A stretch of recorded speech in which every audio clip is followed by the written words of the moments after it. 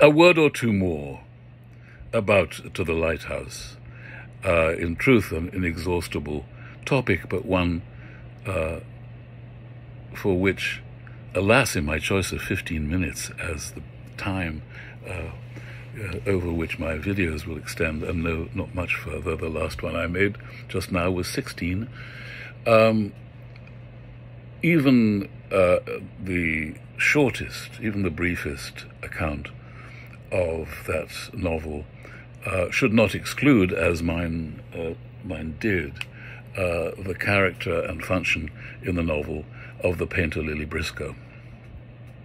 I was focusing on certain aspects of the book, and this meant leaving out the witness to the action, to all the action of the book, who acts both as our surrogate, who is there watching, seeing it all, and as the author's surrogate, who is not only watching and seeing it all, but trying to make of it a work of art. In the author's case, this is an attempt to retrieve her childhood. Her sister Vanessa saw Mrs. Ramsay as an absolute spot-on recreation of Julia Stephen, their mother. It's not only the author trying to recollect these people whom she knew and whom, amongst others, she was, but also to make meaning of them, not just a composition which would include people who resembled the people she knew, but which would contribute to a homogeneous entirety, would contribute to a narrative that life itself doesn't usually supply, such as will fit within the confines of a book. So Virginia's attempting to do this, to conjure up a place and a time and a collection of people, a time particularly, of course, immediately before the First World War, which is always looked back on through the century that followed as a kind of golden summer before a catastrophe bore in on us as the human race, us as cultivated human beings, having, in the wake of the First World War, to contemplate yet again the appalling cruelty of man to man, the inhumanity of man to man, which had come home perhaps more vividly than in any earlier forms, the previous forms of which have been perfectly, inexpressibly horrible. I think of Sargon of Akkad in Mesopotamia,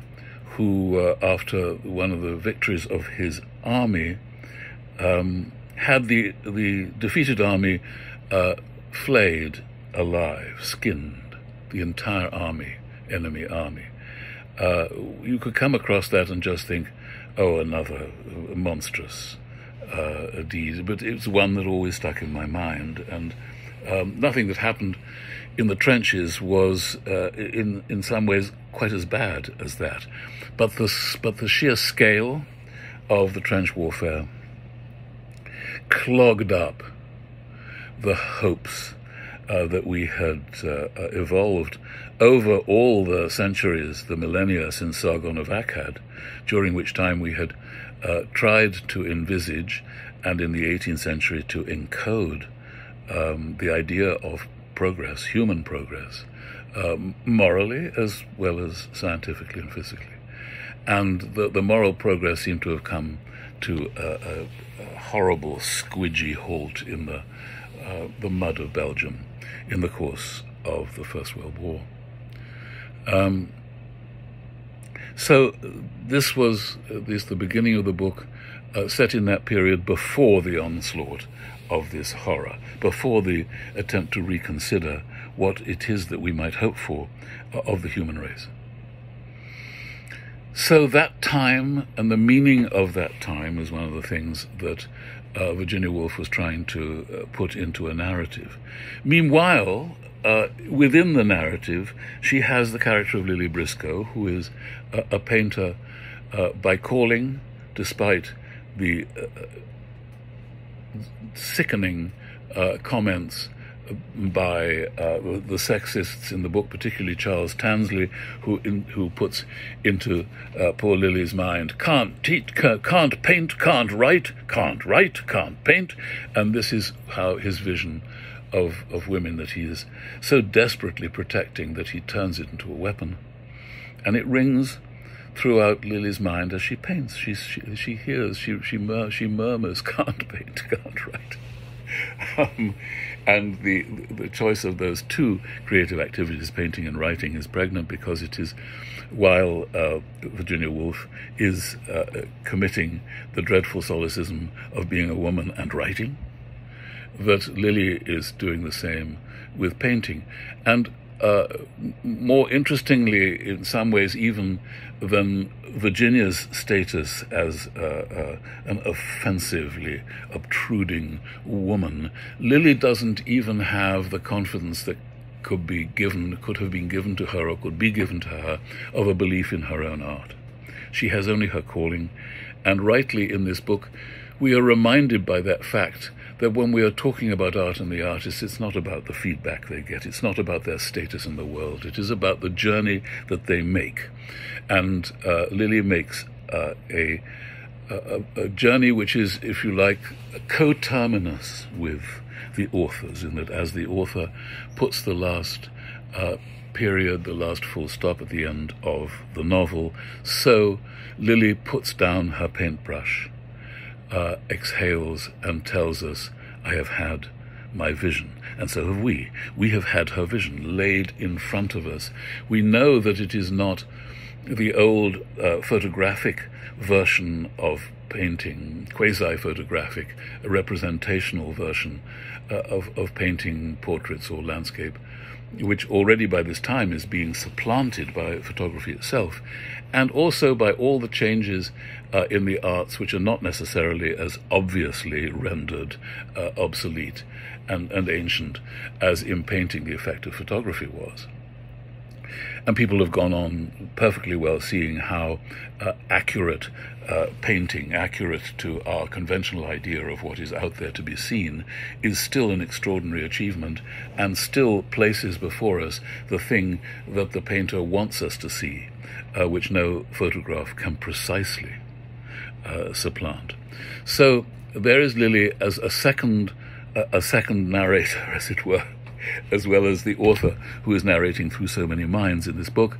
Lily is there trying to find a way to represent, amongst other things, Mrs. Ramsay. And she's not going to represent her in the form of a formal and representational portrait.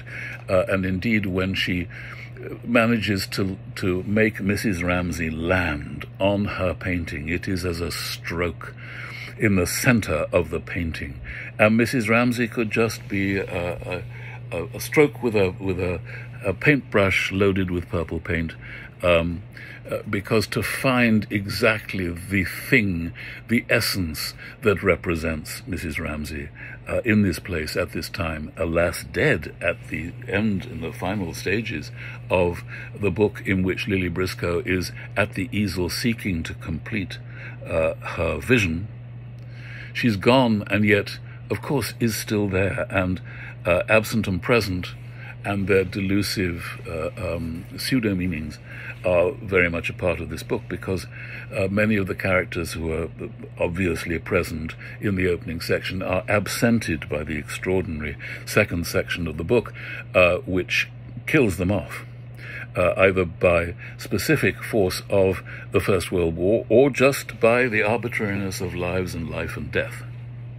So they're still with us, as the dead are.